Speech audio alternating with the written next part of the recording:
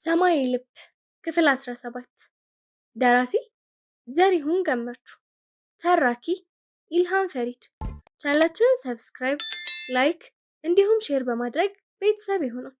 ወደ ታሪኩ ለአንድ ሳምንት የበላቸው ቤተሰቦች ወዳጅ ዘመድ መሪር ሐዘን አዘነ። ሻሸመኔ ከተማም አዘነች። ለወጣቶች ምሳሌ ነበረው፣ ለአካል ጉዳተኞች ምሳሌ፣ ለሀብታሞች ተያይዞና ተጋግዞ ማደግን ያስተማረው በላቸው ገና በለጋ ዕድሜው ባልተጠበቀ ሁኔታ ህይወቱን ሲያጣ የሀገር መነጋገሪያ ነው የሆነው። በተለይ የሞተበት ምክንያት ከመላምት በስተቀር በግልጽ አለመታወቁና ድንገተኛ መሆኑ ሰውን ሁሉ ግራ ነው ያጋባው። ከንቲባውን ጨምሮ የከተማው ባለስልጣን፣ የተለያዩ የእምነት አባቶች፣ ቁጥር ስፍር የሌላቸው ሻሸመኔ ነዋሪዎች ባሉበት ስርዓተ ቀብሩ በደመቀ ሁኔታ ተከናወነ። በስድስተኛው ቀን ሀዘን ሊደርስ ድንኳን ውስጥ ሰተት ብሎ የገባው አዳልሞቲ ነበር። እድሜ ልኩን የሚያውቁት የ80 እንደሆነ የሌላ ቀበሌ ነዋሪዎች በጣም ተገረሙ። እርግጥ ማንም የእሱና የበላቸውን አመታትን ያስቆጠረው ሚስጥራዊ ግንኙነታቸውን እማያውቅ የለም። ቢሆንም ግን ቁም ነገረኛ ሆኖ ለቅሶ ሊደርስ መምጣቱ ያልተለመደ ክስተት ነው። ፈንጠር ብሎ ባዶውን ካለው አግዳሚ ወንበር ላይ ጭብጥ ብሎ ተቀመጠ። በላቸው ከ4 ወር በፊት የገዛለትን ነጭ ሙሉ የሀገር ልብስ ለብሶ ነው የመጣው። በቀኝ እጁ ነጭ ጭራ ይዟል። ኮትሮ በጣም ግርጅፍጅፍ ብሏል። ገብስማ ፀጉሩ ተጠቅልሎ ማጅራቱ ላይ ተዘርግፏል። አይኖቹ ወደ ውስጥ የሸሹ ይመስላል። ብርክቲ ስታየው እንባዋን መቆጣጠር ነው የተሳናት። እሷን ተከትለው ቤተሰቡ ጠቅላላ አለቀሰ፣ ነፈረቀ። አዳልሞቲ ግን አልተባበራቸውም። እሱ እዛ ተቀምጧል እንጂ ሩቅ ነግዷል። ስጋው ለብቻ ነፍሱ ለብቻ የተነጣጠሉበት ሰው ይመስላል። ድንገት ከተቀመጠበት ተነሳና ብርክቲ ወዳለችበት ተራመደ። በአካባቢ የነበሩና ሁኔታ ያላማራቸው ወንዶች መንገዱ መሃል ገቡበት። ብርክቲ ወዲያው ጣልቃ ገባችና ተውት አለች። ገለል አሉለት። ደረሰና ከጎኗ ተቀመጠ። እጁን ወዳቀፈችው ልጅ ዘረጋ። ፍቅር ይልቃል በላቸው በፍራቻ ይሸሸዋል ወይም ያለቅሳል ተብሎ ሲጠበቅ ወደ እሱ በመፍለቅለቅ ተሳበ። ወስዶ አቀፈው፣ እያገላበጠም ሳመው። ቤቱ ለሁለተኛ ጊዜ በለቅሶ ታመሰ። ከ10 ደቂቃ በኋላ በስርዓት ልጁን መለሰላትና በእጁ አንድ ብጣሽ ወረቀት አስጨብጦት ከመቀመጫው ተነስቶ በዝምታ መሄድ ጀመረ። ድንኳኑ ምሰሶ አጠገብ ሲደርስ ቆመ። ወደ ላይ አንጋጠጠ። በሚስማር ላይ የተንጠለጠለውን የበላቸው የእጅ ስራ ቦርድ ፎቶ ነበር። አተኩሮ ለ1 ደቂቃ ያህል በተመስጦ ካስተዋለው በኋላ ተንጠራርቶ አወረደው። በቀጥታ ይዞት መንገዱን ቀጠለ። ድንኳኑን ለቆ ወጣ። አሁንም ወንዶቹ ሊከለክሉት ቢሞክሩ ብርክቲ ባይኗ ተቃወመቻቸው። ፍቅርን ለከቢ ያቀበለቻትና አዳልሞቲ የሰጣትን ወረቀት ለማንበብ ድንኳኑን ለቃ ወደ መኖሪያ ቤት አመራች። መኝታ ቤት ገባችና በረፉን ቀርቅራ አልጋዋ ላይ ወጥታ ማንበብ ጀመረች። ማንበብ የጀመረችውም ማንበብ ከመጀመሯ በፊት ነው። በላቸው ለአዳልሞቲ ያለው ፍቅር ምን ያክል ጥልቅ እንደሆነ ታውቃለች። አሁን ስታየው ከሷም በላይ እሷ አሳዘናት። እሷስ ቤተሰቦቿና ልጇ አለላት። አዳልሞቲ ግን በዚህ ዓለም ላይ አንድ የሚረዳው ሰው ቢኖር በላቸው ነበር። አሁን ታዲያ ቀሪ ህይወቱን እንዴት ይኖራል? እንደምንም ራሷን ተቆጣጥራ አዳልሞቲ የሰጣትን ጽሑፍ ማንበብ ጀመረች። አንዳንድ ውጤታማ ሰዎች ሞተዋል ብለን ከቀበርናቸው በኋላ እንኳን በመካከላችን አብረው መኖራቸው ይቀጥላል። መንፈሳቸው ይመራናል፣ ስራቸው ያኖረናል፣ ደግነታቸው ያጽናናናል። ስለዚህ ልጄ አካሉን ብቻ ስላጣሽ አንብረራሽ አትዘኝ። ጥለሉሽ የሄዳቸው ህያ ቅርሶች ተጠቀሚባቸው፣ ተንከባከቢያቸው። ስሙ ከመቃብር በላይ ውሎ ዘላለማዊ እንዲሆን ኃላፊነትሽን እንደምትወጪ እርግጠኛ ነኝ። በርቺ ልጄ ይል ነበር ዳዊት በበላቸው ደብዳቤ ለተጻፈላቸው ሁሉም የቤተሰቡ አባላት ደብዳቤውን አደላቸው ከበለጡ በስተቀር። አንዳንድ ለብቻ ቤት ዘግተው፣ ሌላው ደግሞ አንድ ላይ ሰብሰብ ብሎ በማልቀስና በመንገብገብ የመጨረሻ የስንብት መልእክታቸውን አንብበዋል። እስቲ እኛም በላቸው ለሁሉም የጻፈውን ደብዳቤ ምን እንደሚል በቅድመ ተከተል እኔ ከከቤን ጀምር። የመጨረሻ ቃል ለእናቴ ከቤ ይላል። ከቤ፣ እስከ ዛሬ ቃል በቃል ያልነገርኩሽ አንድ ነገር አለ። ዛሬ በመጨረሻ ቀን ልንገርሽ። በጣም ወድሻለሁ። በመጀመሪያ ልጅ ሆኜም ወድሽ ነበር። ምክንያቱ ግን የበለጡ እናት ስለሆንሽ ነው። በወቅቱ የእናቶች ሁሉ አለቃ ነበር የምትመስይ። እንዴት በለጡን የመሰለች ተወዳጅ ልጅ መውለድ ቻለች ብዬ እደነቅብሽ ነበር። እንግዲህ ይህ አድናቆቴ መነሻውን ለበለጡ የነበረኝን ፍጹማዊ ፍቅር የሚያመለክት ይመስለኛል። በኋላ ድጌ በድጋሚ አጋጣሚ በቤትሽና በጉያሽ ስገባ ደግሞ የቀድሞ ስሜቴን የሚያጠናክር ትልቅ ፍቅር ካንቺ ሲቸረኝ በቃ ግማሽ አካሌን እማዬ ግማሽ አካሌን ደግሞ አንቺን ለየብቻ የወለዳችሁኝ መሬት ከደረስኩ በኋላ በሆነ ታምር አንድ ላይ ተገጣጥሜ ሙሉ ሰው የሆንኩ ይመስለኛል። በዚህ ምድር ላይ አንድ እናት አጠገቡ ያለው ሰው የታደለ ነው። እንደኔ ሁለት እናት እስከ እድሜው መጨረሻ ሲንከባከቡት የኖረ ሰው ደግሞ ከእድልም በላይ እድለኛ ነው። ሌላም አንቺን ለመውደድ ተጨማሪ ምክንያት አለኝ። መቼስ የሰው ልጆች ስንባል ምክንያት አይደለም። በቂን የወለደችልኝን ብርክቲንም ከአንቺ ማህፀን ነው ፈልቅቀሽ ያስረከብሽኝ። ከቤ ሁሌ ስላንቺ ሳስብ ግርም የሚለኝ ምን እንደሆነ ታውቂያለሽ? ከማዬ በተሻለ መልኩ የኔን ውስጥ ስሜት ቃላት ከአንደበት ሾልከው ሳይወጡ ማንበብና መረዳት መቻልሽ ነው። ማንም ሰው ከፈጣሪው በግልጽ በአደባባይ የሰራውን መልካም ስራ ይሁን በስውር የሰራውን መጥፎ ስራ ሊደብቅ አይቻለውም። አንቺም ለእኔ እንደ ፈጣሪ ነሽ። ሁሌም የአእምሮዬን ድብቅ ሀሳብ፣ የልቤን ሽሽግ ስሜት በአንቺ እንግዲህ ከቤ ይህን ሁሉ የአንቺን ፍቅርና ትዝታ ተሸክሜ ነው የሚሄደው። እናቴ በጣም እወድሻለሁ። መቼም ልጄን አደራ አልልሽም፣ ምክንያቱም የራስሽ ልጅ ነውና። ብቻ ልጆችን ያላባት ማሳደግ እንዴት ከባድና መራራ መሆኑን ታውቂያለሽ። ብርክቲም እንዳንቺ ከባዱን መንገድ እንዳትከተል ምከሪያት። ቶሎ ከሀዘኗ አገግማና ተጽናንታ ሌላ የምትፈቅደውን ባል ብታገባ ነፍሴ ትደሰታለች። በተረፈ ቻው፣ ያንቺ ልጅ በላቸው ነኝ ይላል። ቀጣይ ደግሞ ለአባቱ የጻፈውን እናንብብ። የመጨረሻ ቃል ለአባቴ ብሎ ይጀምራል። አባ፣ ከኛ ጋር ባልነበርክባቸው ጊዜያቶች ስላንተ ሳስብ በጣም የምጠላህ መስሎ ይሰማኝ ነበር።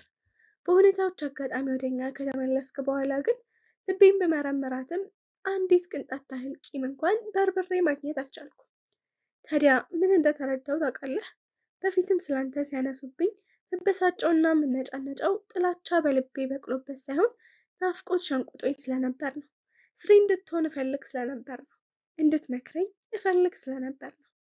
ይህ አሁን ከዓመታት በኋላም ቢሆን ፈጣሪ ፈቅዶ ወደ ቤትህ መመለስ በመቻልህ ህልሜውን ሆኖልኛል። አባ፣ አሁን ስላንተ ሳስብ ከጎን ያልነበርክባቸው 14 ዓመታት ሳይሆኑ ከተመለስ በኋላ ያሉት 4 ዓመታት ናቸው ጣፋጭ ሆነው በምናም የሚከሰቱት። አባ እወድሃለሁ፣ ያንተው ልጅ በላቸው ነኝ ይላል። አሁን ደግሞ ለእናቱ የጻፈውን የስንብት ደብዳቤ እናንብብ። የመጨረሻ ቃል ለእናቴ ይላል። እማ፣ በመጨረሻ ሙጣጭ ሰከንድ ስላንቺ ሳስብ ቅስሜ ስብር ነበር ያለው። እድሜ ልኳን የለፋችበትን እሴት ወጣትነቷን ሙሉ ሰውታ የገነባችውን ህንፃ እንዲሁ በቀላሉ ሲደረመስባት ምን ይሰማት ይሆን ብዬ አሰብኩ። ባህላ ሳስበው ለካ ሌላ የሚያምር ህንፃ አለሽ። በቂን ገንብቼልሻለሁ። በዛ መጽናናት ስለምቺ እኔም ተጽናንቻለሁ። እማ፣ ሌላው አባዬን ከዓመታት መለያየት በኋላ ወደ ቤት ተመልሶ በፍቅር እየተንከባከብሽም ስለሆነ ተጨማሪ መጽናኛ ሆኗል። እንግዲህ ለኑሮሽ ይሆንሽ ዘንድ በባንክ ደብተርሽ 300,000 ብር አስገብቼልሻለሁ። እማ፣ ፈጣሪ ሌላ እድል ሰጥቶኝ ወደዚሽ ምድር ነፍሴን ቢልከት ዳግመኛ መወለድ የምፈልገው ከአንቺ ብቻ ነው። እማ፣ ሳበሳጭሽ ትረግሚኝና ተመልሰሽ ገብተሽ ይቅር በለኝ፣ የአንደበቴን አትቁጠር፣ ልጄን ከክፉ ሁሉ ጠብቅልኝ እያልሽ እንደምትማጸኝ መዓት ቀን ተደብቄ ታዝቤሻለሁ። ምን ያክል እንደምትወጂኝም አውቃለሁ። እኔም እወድሻለሁ። ከዚህ በላይ እንዳልጽፍልሽ በዓይኖቼ ሞልቶ የሚንጠባጠበውን ባይ አስቸገረኝ። ብቻ በጣም እወድሻለሁ፣ ያንቺው ልጅ በላቸው ይላል። አሁን ደግሞ ለባለቤቱ ብርክቲ የጻፈላትን የስንብት ደብዳቤ እናንብብ። የመጨረሻ ቃል ለባለቤቴ ብርክቲ ይላል። እኔ በዓለም ላይ በጣም እድለኛ ከሆኑ ጥቂት ሰዎች መካከል አንድ ነኝ። በጩርቀነት የሚያስቶ እስካሁን የመጨረሻ ህይወት እስትንፋሴ ማብቂያ ድረስ እስከ ጥግ የምወዳትና እስከ ጥግ የምትወደኝ ሰው የታደልኩ ነኝ። እኔ በለጡን ስወዳት በኖርኩበት ዘመን ደግሞ አንቺ እኔን ስትወጂ ይኖረሻል። እስከ ዛሬ ያልነገርኩሽን አንድ ነገር ልንገርሽ። አንቺ ባታፈቅሪኝ፣ አንቺ ዘውትር ከጎኔ ባትሆኚ ኖሮ እኔ ገና ድሮ ጠፍቼ ነበር። የበለጡ ፍቅር አትንኖኝ ነበር። መቼስ አሁን ባደረግኩት ነገር አንቺን ላሳዝን ወይስ ሳላሳዝን መገመት ያቅተኛል። ግን የኔ ህይወት የበለጡ ነች። ላገባት እፈልጋለሁ ብዬሻል ነበር። አዎ፣ ዛሬም ላገባት እፈልጋለሁ። የሚስቱን እህት አገባ ብሎ ማንም በሐሜት የሚዘነጥለኝ መልኩ፣ ህግ በማይቃወመኝ መልኩ፣ ልቤን በልቧ ተክቼ ከሰውነቷ ፍጹም ተዋህጄ ከእሷ ጋር ፍጹም አንድ መሆን። ባልና ሚስት አንድ አካል አንድ አምሳል ይሆናሉ ይባል አይደል? ስትሄድ እየሄድኩ፣ ስትቀመጥ እየተቀመጥኩ፣ ስትተኛ እየተኛው፣ ስትኖር እየኖርክ፣ ስትሞትም አብሬያት ሞቼ በአንድ መቃብር አብሬያት ልቀበር ወስኛለሁ። ታዲያ በዓለም ላይ የሚያፈቅሩትን ሰው በዚህ መልኩ ፍጹም በሆነ ጋብቻ ለማግባት የታደለ ሰው ይኖራል? ፍጹም አይኖርም።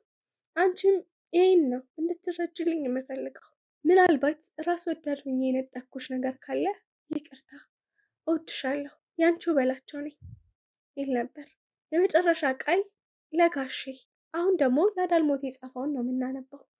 በእድሜ ሙሉ እኔን ለማነጽ ስትል በወረቀት ጫር ጫር እያደረግ ትሰጠኝ የነበሩትን ጽሑፎች በስነስርዓት ነበር ማስቀመጣቸው። ታዲያ ምን እንዳደረግኩ ታውቃለህ?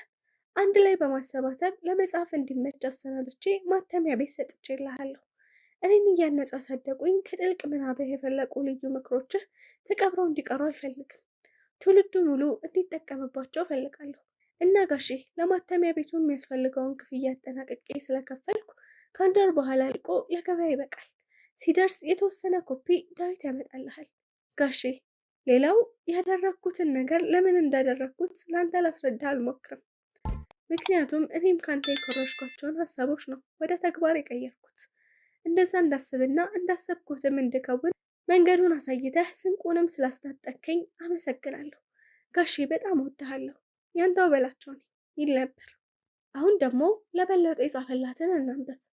የመጨረሻ ቃል ለፍቅሬ በለጡ። በሌ ቃል የገባሁልሽን ያደረግኩት። አገባሻለሁ እንዳልኩሽ በማትሰቀቂበት ሁኔታ ይኸው አገባሁሽ።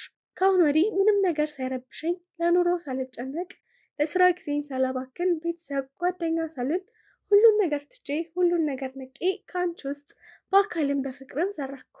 አንድ ሆንኩኝ፣ ተዋሃድኩሽ፣ አገባሁሽ። እንግዲህ ራስሽን ጠብቂ አልልሽም። መጠበቅ እንዳለብሽ እኔ ባልነግርሽም አንቺው ታውቂያለሽ። ምክንያቱም ሲያምሽ ያመኛል፣ ስትበሳጭ ይበሳጫለሁ፣ ከሞትሽ አብሬሽ እቀበራለሁ፣ ስትበሰብሽ እንኳን አብሬሽ እበሰብሳለሁ። ደስተኛ እንድሆን ደስተኛ ሁኚ፣ በሳቅ እንድሞላ ሳቂላ ሁኚ፣ ረጅም እድሜ እንድኖር ራስሽን ጠብቂ። ከአሁን በኋላ የምወዳቸው ሰዎች ሲናፍቁኝ በአንቺ አይን ነው የማያቸው፣ በአንቺ እጆች ነው የምዳስሳቸው፣ በአንቺ አማካኝነት ነው ከተውኩት ጠቅላላ ዓለም የምገናኘው። ስለዚህ እንድኖር ከፈለግሽ ኑሪ፣ አሊያም እንደፈቀድሽ። እኔ ማድረግ የምችለውን አድርጌያለሁ። ባፈቀርኩሽ መጠን በፍጹም መዋሃድ አግብቼሽ በውስጥሽ ሰርቄያለሁ። ከሚገባሽ በታች ከምችለው በላይ እስኪወድሽ ልቤ ደስ በሚል ስቃይ ፍቅር ካንቺ ይዞ እየደጋገመኝ ብወድሽ አልሰለችህ አለኝ። ብናገር ማሳመኛ ፍቅር አቅም ከልክሎኛል ግደለኝ። ደጋግመኝ ስንት ወቅቶኝ ስንት ያከመኝ። ልቤ ደጉ ልቤ ገሩ የሰመጠን ከባህሩ ምን ይዞ ነው ለመንገዱ እንዲህ ርቆ ሰው መውደዱ። አዛኝ ሳይሆን ሰው ለራሱ አስበልጦ ከአንድ ነፍሱ እንደሚወድ ከአቅም በላይ አየሁ እኔስ ባንቺ ስቃይ። ልቤ በእኔ ማሰብ ትቶ ለአንቺ ኖረ ባንቺ ቦቶ። ይህን ስቃይ በዚህ ዓለም የሚገልጸው ቃላት የለም። አፈቅርሻለሁ ብልሽ ቃሉ ያንስብኛል፣ ቢሆንም አፈቅርሻለሁ። ያንቺው ዱርዬ ነኝ። ፍቅርሽ ከፀሐይ ማህፀን መንጭቶ በጨረቃ ጭን መሃል ቁልቁል ተንኮሎ ወደ ምድር በመንጠባጠብ በየሰርጣ ሰርጡ ተስገምግሞ ወደ ጥልቁ ልቤ በመፍሰስ ለዘላለም እዛው ሰርጎ የሚቀር ብርሃናዊ ቅዱስ ነገር ነው። ዛሬ በሰባተኛው ቀኑ ወዳጅ ዘመድ በተሰበሰበበት በሀዘንተኛ ጥቅጥቅ ባለበት ሰዓት ብርክቲ ድንገት ተነስታ መናገር ጀመረች። የባሌ እናትና አባት ከቤ፣ እዚህ ያላችሁ ጓደኞቹና ወዳጆቹ በአጠቃላይ አውቃለሁ በላቸውን በጣም ትወዱታላችሁ። እርግጠኛ ሁኜ የምነግራችሁ ግን ማንም ሰው ከኔ አስበልጦ አፍቅሮት እንደማያውቅና ሊያፈቅረውም እንደማይችል ነው። እሱም ማጣት ከኔ እኩል ማንንም አይጎዳም። እንዲህ ስል እናቱ ልትቀየመኝ ትችል ይሆናል፣ ግን እኔ እንደዛ ነው የሚሰማኝ። እና ላለፉት 7 ቀናት ሁላችንም መሪር ሀዘን አዝነናል። ፀጉራችንን ነሽተናል፣ ደረታችንን ደልቀናል፣ ፊታችንን ቧጠናል። ከዛሬ ጀምሮ ግን ሀዘን እዚህ ቤት ይቆማል። ማንም ፊቴ ስለበላቸው መሞት እያነሳ እንዲያለቅስብኝ አልፈልግም። ማንም ቤቴ መጥቶ በሀገር ስላልነበርኩ አልሰማሁም እርሜን ለውጣ ብሎ ሆድ እንዲያስብሰኝ አልፈቅድም። ለቅሶ ባለመምጣቱ ማንንም አልቀየምም። ሳይመቸው እስከዛሬ ያልመጣ ካለ እዛው ቤቱ ሆርሞን ያውጣ። በብርክቲ ንግግር በቤቱ በዛለ ጉርምርምታ ተሰማ። አበደች እንዴ ያለም አለ። እሷ ግን ቀጠለች። በኋላ እንዳንቀያየም በደንብ ስሙኝ። በላቸው ማለት ማንም ከሚያስበው በላይ ጥልቅና ምጡቅ ሰማያዊ ልብ ያለው ሰው ነው። በዚህች አጭር እድሜው በቂ ታሪክ ሰርቶ አልፏል። ወደፊት ሁኔታዎች ሲፈቅዱ ለዓለም ሁሉ እየዞርኩ የምናገረው ቪዲዮዎች ሁሉ ስለ ፍቅር ምሳሌ አድርገው የሚቀባበሉት ታሪክ ሰርቶ እንዳለፈ ልነግራችሁ ፈልጋለሁ። ስለሱ ሳስብ ኩራት ነው የሚሰማኝ። እሱ ለኔ ሕያው ነው። ታዲያ ለምን በሐዘን እቆራመዳለሁ? ይልቅ እሱ የጀመራቸውን ነገሮች ማስቀጠል እፈልጋለሁ። በላቸው ቢኖር ኖሮ ብሎ ማንም እንዲያዝን አልፈልግም። የእሱ ጅምር ሁሉ ሕያው ሆኖ እንዲቀጥል እፈልጋለሁ። አንደኛ በእሱ የረጅም ጊዜ ጥረትና መስዋዕትነት የልብ ንቅለ ተከላ ተደርጎላት አሁን ሆስፒታል የምትገኘውን እህቴን በመንከባከብ እሱ ይመኝላት የነበረውን ረጅም ዕድሜ እንድትኖር ማድረግ አለብኝ። ቀጥሎ እናትና አባቱን ከቤንም ጨምሮ እሱ በህይወት እያለ ይንከባከባቸው በነበረበት መጠን መንከባከብ የኔ ኃላፊነት ነው። ሌላው በጣም የሚወደውን አንዱን ልጁን በህይወት ቢኖር ይቀርጸውና ይንከባከበው በነበረበት መጠን መንከባከቡ የኔ ኃላፊነት ነው። የመጨረሻው ከጓደኞቹ ጋር እየሰራ ያለው አሁን 75% ላይ የደረሰው አዲሱን ሆቴል ግንባታ የአክሲዮኑ ባለድርሻዎች ጋር በመተባበር በ3 እና በ4 ወራት ውስጥ ተጠናቆ ስራ እንዲጀመር ማድረግም የኔ ኃላፊነት ነው። ንግግሯን ቆም አደረገችና ከንፈሯን በምራቅ አርጥባ ከቆመችበት ቀጠለች። እንግዲህ ምን ያክል ኃላፊነት እንደሚጠብቀኝ አያችሁ አይደል? በሐዘን ተቆራምጄ በመቀመጥ እሱ የደከመባቸውና የለፋባቸውን ነገሮች እስኪበላሹ መጠበቅ አልፈልግም። ባሌ ይህን ሳይሰራ ሞተ ብዬ የምቆጭበት አንድም ነገር የለም። ጀግና ነበር፣ ጠንካራ ሰራተኛ ነበር፣ አብሮ ማደግ የሚወድ ደግ ሰው ነበር። እኔም ከዛሬ ጀምሮ አብራችሁት ትሰሩ ለነበራችሁና በሱ ዙሪያ ላላችሁ ሰዎች ሁሉ ልክ እንደሱ ለመሆን እጠራለሁ። እንደዛ መሆን ተፈጥሯዊ ሆኖ ሳይሆን የእሱ ስም ሕያው ሆኖ እንዲኖር ስለምፈልግ ነው። ስለዚህ የማሰብ አቅሜ እንዳይዳከም እንዳልፍረከረክ ከዚች ደቂቃ በኋላ እኔ ፊት እንዳታለቅሱ፣ ጥቁር ለብሳችሁ ፊቴ እንዳትቆሙ። ይህን ያደረገ በላቸው ዳግመኛ የገደለ ሰው ስለሚመስለኝ እጣለዋለሁ፣ መራር ጠብ እጣለዋለሁ። ጨርሻለሁ አለች። ማንም ሀሳቧን ደግፎ የሚሆን ተቃውሞ የተናገረ ሰው አልነበረም። ብቻ ቀስ በቀስ 2ም 3ም በመሆን እየተያዙ ሹልክ በማለት መውጣት ጀመሩ። በስተመጨረሻ ቤተሰብ ብቻ ቀረ። በማግስቱ ሁሉም ነገር በትዕዛዟ መሰረት ተከወነ። የቤቱ አቀማመጥ ወደ ነበረበት ተመለሰ። ለሐዘን ከእድር የመጡ እቃዎች በአጠቃላይ ተመለሱ። ለቅሶ ለመድረስ ብለው የመጡ ከ5 ሰዎች በላይ ማንም ቤት እንደሌለ በዘበኛው እየተነገራቸው ከውጭ እንዲመለሱ ተደረገ። ብርክቲ በጠዋት ተነስታ ወደ ሆቴል ነበር የሄደችው። ከሆቴሉ ስራ አስኪያጅ እንዳልካቸው ጋር ረዘም ያለ ውይይት አደረገች። የሆቴሉ ግንባታ በአጭር ወራት ውስጥ የሚያልቅበትን ሁኔታ ተወያዩ። የፕሮጀክቱ መሐንዲሱንም በማነጋገር ለስራው መጠናቀቅ መገዛት የሚያስፈልጋቸውን የግንባታ እቃዎች በአጠቃላይ እንዲገዙ ትዕዛዝ አስተላለፈች። ቀጥሎ ከዳዊት ጋር ተገናኘች። ልክ ከበላቸው ጋር ይሰራ እንደነበረው ከእሷ ጋርም እንደ ቤተሰብ አባል ሆኖ እንዲሰራ ጠየቀችው። እሱም ይህ በላቸው ጥሎለት የሄደው አደራ እንደሆነ ለእሱ የተወለትን ደብዳቤ በማስነበብ በሀሳቧ እንደሚስማማ አረጋገጠላት። እንደጨረሱ በትላንትና ውሳኔሽ ግን ተመስጬብሻለሁ አላት። እንዴት አለችው። እንዴ ያሰፋሁትን ሙሉ ጥቁር ልብስ እኮ ነው ዛሬውኑ ለእኔ ቢጤ እንድሰጥ ያደረግሽው። በላቸው ማለት ላንቺ ምን ማለት እንደሆነ በደንብ አውቃለሁ። በጊዜው ላንቺ ነበር በጣም የፈራሁት። በዛው ቅጽበት የምትንኮታኮቺ ነበር የመሰለኝ። አንቺ ከተንኮታኮች ደግሞ የበላቸው ነገሮች ሁሉ ድምጥማጣቸው ይጠፋሉ ብዬ በጣም ሰግቼ ነበር። ብቻ በስጋት ነፍሴ ብትንትን ብላ ስታጣጠር ነበር አላት። ብርክቲም ለምን እንደጠነከርኩ ታውቃለህ አለችው። እስቲ ንገሪ አላት። ግማሽ በላቸው አሁንም በህይወት ስላለህ አለችው። አልገባኝም አላት ዳዊት በመጠራጠር። አየህ ለሰው ልጆች ዋናው ነገር ፍቅር ነው። የምናፈቅረው ደግሞ በልባችን ነው ብዬ አምናለሁ። ስለዚህ ከሰውነታችን ክፍል ሁሉ ልባችን በጣም ጠቃሚው ክፍል ነው። የሰውነታችን ግማሽ በለው። ይሄ ባሌ ግማሽ አካል ዛሬም በህይወት በእህቴ አካል ውስጥ ሆኖ እየኖረ ነው። አሁን በለጡ ማለት ለኔ እህቴም ባሌም ማለት ናት። እሱን እንከባከበው በነበረው መጠን እሷንም እንከባከባታለሁ። አየህ በላቸው በትምህርቱ ብዙም አለመግፋቱን አቲ በተፈጥሮ ጠቢብ ነው። እኔ እሱን እወደዋለሁ፣ እሱ ደግሞ በለጡን ይወዳታል። ከእህቴ ጋር ፍጹም በመዋሃድ የፍቅሩን ጥግ ለዓለም አሳየ። እኔም በማግባት ልጅ ሰጠኝ። በዚህ ሁላችንንም የየፍላጎታችንን እንድናገኝ አደረገ። እንግዲህ በዚህ ምክንያት ነው የጠነከርኩት አለችው። ዳዊትም ደስ ይላል፣ ልክ በላቸው እንድትረጁ በሚፈልገው መልኩ ነው የተረዳሽው አላት። አሁን በለጡ እኔ እንደተረዳሁት እንድትረዳ ማድረግ ነው ዋና ስራችን መሆን ያለበት። አየህ ዴፍ፣ እሷ ካዘነች ለጤንነቷ ጥሩ አይደለም። እርግጥ መጀመሪያ ስትሰማ ማዘኗ የግድና የሚጠበቅ ነው፣ ግን ፈጥና ማገገም አለባት። ካለበለዚያ እኔ የምንኮታከውተውና ድምጥማጤ የሚጠፋው መቼ እንደሆነ ታውቃለህ? በለጡ ጉዳት ላይ ስትወድቅ ወይንም ስትሞት። እሷ ሞተች ማለት የቀረውንም ባሌን ነው ይዛብኝ የምትሞተው እና ያ እንዳይከሰት መጣርና መጸለይ አለብን አለችውና ረጅም ትንፋሽ ተነፈሰች። አንድ ነገር ልንገርሽ አላት ዳዊት። ምንድን ነው? አስደሳች አይደለም ግን መስማት አለብሽ አላት። ግድ የለህም ንገረኝ አለችው። አዳልሞቲ ብሎ አቆመ። አዳልሞቲ ምን ሆነ? በድንጋጤ ከመቀመጫዋ በርግጋ ተነሳች። እቤቱን አቃጥሎ ጠፍቷል፣ የት እንዳለ አይታወቅም አላት ዴቭ። ምን? መቼ? አለችው ብርክቲ። ዛሬ ሌሊት 6 ሰዓት አካባቢ ነው አላት። በፈጣሪ ስም እሱ ማቃጠሉን በምን ታወቀ? አለችው።